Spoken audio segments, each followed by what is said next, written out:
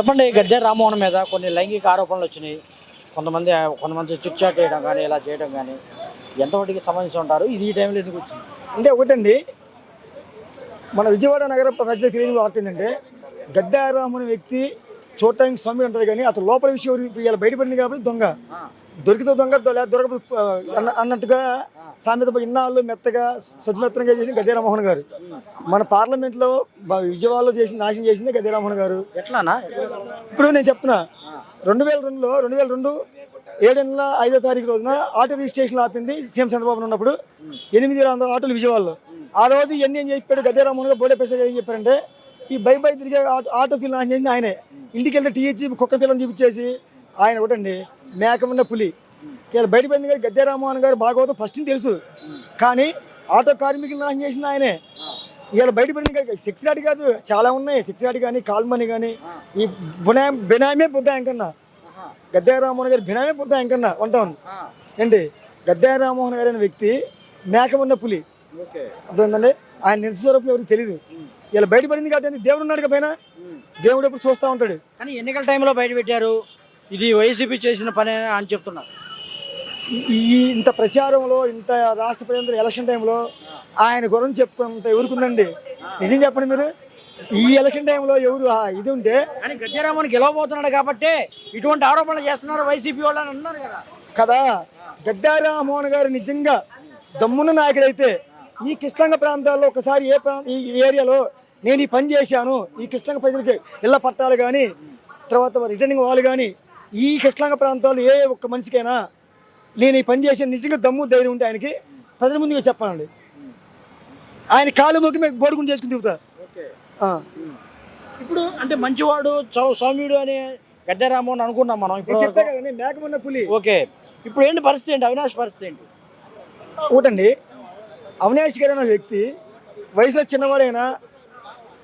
చిన్నవాడైనా ఎవరైనా ఆయన దగ్గరికి ఏ పార్టీ అయినా సరే, జగన్మోహన్ రెడ్డి గారు ఏం చెప్పాడో అవినాష్ గారు అదే పని చేస్తున్నాడు. ఎవరైనా అవినాష్ గారి దగ్గరికి వెళ్తే చిన్న పని అయినా సరే, ఆ పార్టీ ఈ పార్టీ ఈ కులం అవినాష్ గారి దగ్గరికి వెళ్ళి అమ్మ అయ్యా నా పని అంటే ప్రతి ఒక్క పని చేసే పట్టి మనిషి దేవి అవినాష్ గారు. అవినాష్ గారితో పోల్చడం నిజంగా అది చాలా చండాలం గద్దె రామ్మోహన్ గారిని. అది విజయం సాధించబోతున్నారా మరి ఏమండి? విజయం సాధించబోతున్నారు మెజార్టీతో, బంపర్ మెజార్టీ అవినాష్ గారు, జగన్మోహన్ రెడ్డి గారు సీఎం, అవినాష్ గారు ఇక్కడ ఎమ్మెల్యే, కాబోయే మంత్రి. అన్న మీది తూర్పు నియోజకవర్గం? అవునండి, విజయవాడ తూర్పు నియోజకవర్గం. ఓకే, మీ MLA sitting MLA Gadde Rammohan మీద ఇటీవల కాలంలో మరి సెక్స్ మరి మామూలుగా దీనికి సంబంధించి కొన్ని ఆరోపణలు అయితే వస్తున్నాయి, రాసలీలల ఆరోపణలు అయితే వస్తున్నాయి. ఇది నిజమేనా? నిజమే కదండి. యూట్యూబ్లో కానీ సోషల్ మీడియా ఈరోజు బాగా ట్రోల్ అయ్యి ఆయన మంచితనం అంతా ఈరోజు పటాపంచలు అయిపోయింది. ఆ ప్రజలకు తెలిసింది ఆయన ఒక మంచివాడు సౌమ్యుడు అని ముసుగులో ఈ 10 ఏళ్ళు గెలుచుకుంటూ వచ్చాడు. ఆయన కరెక్ట్ పర్సన్ దేవుని మన అవినాష్ గారు ఆయనకి ఉండటం, వైసీపీ తరఫున జగన్ గారు నియమించడం ఆయన పటాపంచలు అవుతుంది. ఇప్పుడు టీడీపీ వాళ్ళు అంటున్నారు కేవలం మళ్ళీ గద్దె రామ్మోహన్ గెలవబోతున్నాడు అని తెలుసుకొని వైసీపీ వాళ్ళు ఇటువంటి ప్రచారాలు చేస్తున్నారు. వాళ్ళు మామూలే అండి, ఈ ప్రచారాలు చేసుకున్న మామూలే. 2019 త్వరలు కొట్టారు మేమే గెలుస్తామని, చూశారుగా ప్రజలు చూపించారు, వాళ్ళు దిమ్మ తిరిగి షాక్ ఇచ్చారు. అలాగే ఆ 10 ఏళ్ళు కూడా పోయినసారి కూడా ఇదే అవినాష్ గారు ఇదే మా వైసీపీ తరఫున ఉండుంటే ఆయన ఈ 30 వేలతో గెలిచేవాళ్ళు. కరెక్ట్ పర్సెంట్ తగిలాడు ఆయన దేవినేని అవినాష్ గారు. ఆయన 30-40 వేలు మెజార్టీ అంటున్నారు వాళ్ళు. ఆ 30-40 వేలు ఆలకు కాదు మాకు వచ్చేది. జరిగినటువంటి వ్యవహారాలని ఇప్పుడు తీసుకురావడం సమంజసం అంటారా? ఎప్పుడో జరిగింది ఏముందండి, వాళ్ళ మనిషే బయట పెట్టింది. అది ఎవరో పెట్టలేదు, అది అవినాష్ గారు మనిషి. మేము పగతో ఎవరు పెట్టింది, ప్రజలు పెట్టింది కాదు. ఆయన మనిషి ఎన్నాళ్ళు 15 ఏళ్ళుగా ఆయన దగ్గర ఉన్న వ్యక్తి ఆయన చేశారంటే వాళ్ళ మనిషిని అలా చేశాడు ఆయన. అందువల్ల ఆయన బాధతో పెట్టిందే కానీ ఎవరు బోర్బలంతో ఎవడో ముసుగేసి పెట్టింది కాదు. వ్యవహారం అంతా ప్రజలు నమ్ముతున్నారంటారా తూర్పు నియోజకవర్గం ప్రజలు? నమ్ముతానండి. ఇలా అమ్మాయి నాకు తిరిగారైనా నిజమే కదండి. సోషల్ మీడియాలో ఫోటోలు వైరల్, రూమ్లోకి వెళ్ళడం అన్నీ ఉన్నాయి కదా, ఇంకా నమ్మేదే ఉందండి. ఎవరు మాఫింగ్ చేసినవి కూడా కావాలి. వేరే ఎవరైతే మాఫింగ్ అంటారు, వాళ్ళ ఏమో దేముళ్ళు అంటారు. ఎవరు దెయ్యాలు ఎవరో దేముళ్ళు ఎవరో ప్రజలు చూస్తారు. ఆ విజయం కన్ఫామ్ మాకు. ఈ అంశాలన్నీ రేపు జరగబోయే ఎన్నికల్లో ప్రభావం చూపిస్తాయా? కన్ఫామ్గా చూపిస్తాయండి. ఎందుకు చూపించమండి? మంచోడు ముసుగులో తిరుగుతున్నారు కదండి, జనాలకు తెలుసు. కొంతమంది తెలియాలి, వాళ్ళు తెలుసుకుంటారు. లేదు అదే భ్రమలో ఉన్న వాళ్ళు అదే భ్రమలో ఉంటారు. అవినాష్ గారిని గెలిపించుకునే వాళ్ళు మేము భ్రమలో ఉన్నాం, గెలిపించి తీరుతాం మేము. తూర్పు నియోజకవర్గం ఎమ్మెల్యే గద్దె రామ్మోహన్ మీద లైంగిక ఆరోపణలు అయితే వచ్చినాయి. ఇప్పుడు దాకా మనం అంతా మంచి వాళ్ళు అనుకుంటున్నాం కదా, ఏంటి పరిస్థితి? అదే స్వయాన అంచుడే చెప్పాడు కదండి, బయట వాళ్ళు చెప్పడం కాదుగా, వాసనే చెప్పాడు. ఇంకా అదర్ వైసీపీ వాళ్ళు ఆల్రెడీ చెప్తే అది అబద్ధం అనవచ్చు. స్వయాన ఆయన తిరిగినోడు, ఆయన దగ్గర ఉన్నోడే, బయటోడే కాదు కదా. అది అదే ఈ టైంలో ఇటువంటి ఆరోపణలు చేయడం సమంజసమా? కాదు కాదు, ముందు కాబట్టి ఉన్నది. అది ఏమన్నా అబద్ధం చెప్పలేదు, ఉన్న వాస్తవం చెప్పాడు అతను. అది కానీ ఎన్నికల టైంలో వైసీపీ వాళ్ళు చెప్పించారంటున్నారు. అది ఉత్తుదానండి, చేయాలంటే ఇలా ఆరోపణ చేయాలని ఎన్నో సంక్షేమ పథకాల మీద మేము వెళ్తున్నాము. మా వివరం మాకు ఉంటుంది, అంతేగాని ఇలాంటి చెత్త ఆరోపణ చేయాల్సిన పని మాకు లేదు.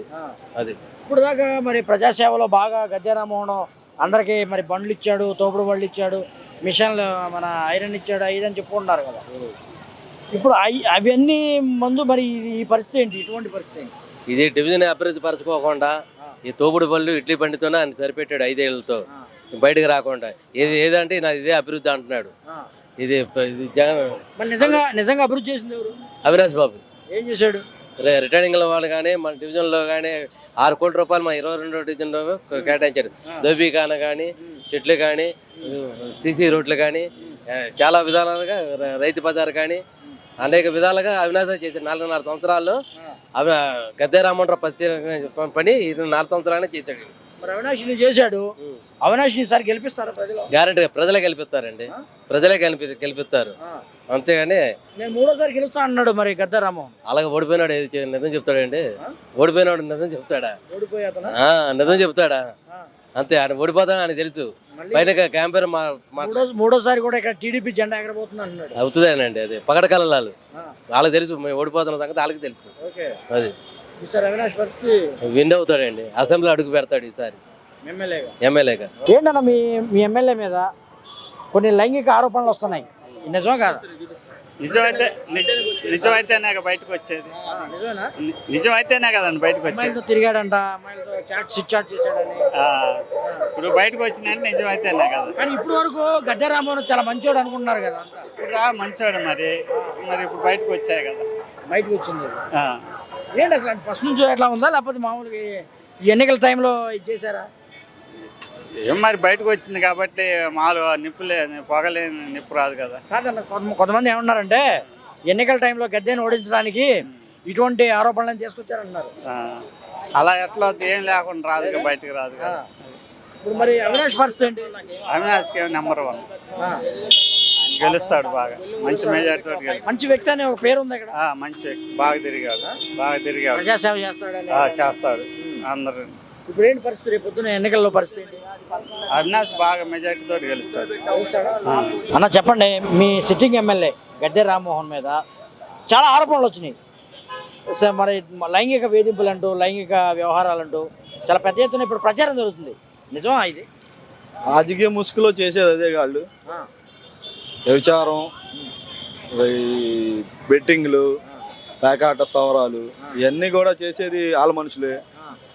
వాళ్ళు చేసే దాంట్లో మళ్ళీ చేశారు అనే దానికి ఏముంది, ఇవాళంటే బయటపడింది, అది ఎప్పుడో పడాల్సింది ఇవాళ బయటపడింది అంతే. కానీ ఇక్కడ మన ఈ నియోజకవర్గంలో చాలా మంచోడు, చాలా బాగా చేస్తాడు, లేకపోతే అందరికి పేదలందరికీ ప్రజాసేవ చేస్తాడని ఒక పేరు ఉందిగా. అదే అండి, ఇప్పుడు 10 మందికి అన్యాయం చేసి ఒకడికి మంచి చేస్తే అదే మంచి అనుకుంటున్నారు వాళ్ళు. ఆ 10 మందికి మంచి చేసిన వాడిని ఎవరు గుర్తించరు. అది కానీ ఒక్కసారిగా అసలు గద్దె రామ్మోహన్ ఈ కోణం కూడా ఉందా అంటే, అమ్మాయిలని వేధించడాలు కూడా ఉన్నాయా, లేకపోతే అమ్మాయిలతో చిట్చాట్ చేయడాలు కూడా ఉన్నాయా అని ఒక్కసారిగా బయటకు రావడంతో ఇక్కడ స్థానిక ప్రజలు ఏమనుకుంటున్నారు? జనాలకి అందరికీ తెలుసండి, కానీ ఎవరు బయటపడరు. ఇది అందరికీ ఎప్పుడో తెలిసిందే. టీడీపీ గవర్నమెంట్లో సెక్స్ రాకెట్లు కానీ, ఈ వడ్డీ వ్యాపారస్తులు కానీ, కాల్మనీలని అలాగా చాలా వరకు వచ్చినాయి. కానీ ఏంటంటే వాళ్ళు ఏదో వాళ్ళ మీడియాలు ఉన్నాయి, పేపర్లు ఉన్నాయి, దాని మీద బయటకు రానియకుండా ఇవాళ పేపర్లు, టీవీలు ఇవన్నీ పనిచేయట్లా. సోషల్ మీడియా బాగా పనిచేస్తుంది. సోషల్ మీడియా ప్రతి వాడికి తెలుస్తుంది, ప్రతి వాడికి అది నిజమా అబద్ధం అనేది ఇవాళ ఫాస్ట్గా తెలిసే. కానీ ఒక ఆరోపణ అయితే, ఒక మాట అయితే వినిపిస్తుంది, మరి గద్దె రామ్మోహన్ గెలవబోతున్నాడు కాబట్టి వీళ్ళు కొంతమంది ఓడించాలనే ఉద్దేశంతో ఇటువంటి బయటికి తీసుకొచ్చారన్నారు. ఏమంటే ఇప్పుడు ఏదో మనం ఏదో వెల్టింగ్ చేసో ఏదో కల్పించి చేసో చేస్తే అవతల వాడు 2 సార్లు సిట్టింగ్ ఎమ్మెల్యేగా ఉన్నాడు, పిచ్చోడేం కాదు కదా. ఇప్పుడు ఒకసారి కూడా ఎమ్మెల్యేగా అవినాష్ గారు పెట్టారు అని చెప్పడానికి అది ఎంతవరకు అనేది మనం కూడా ఇప్పుడు చిన్న పిల్లోడికి కూడా ప్రతిదీ పూర్తిగా అర్థమవుతుంది.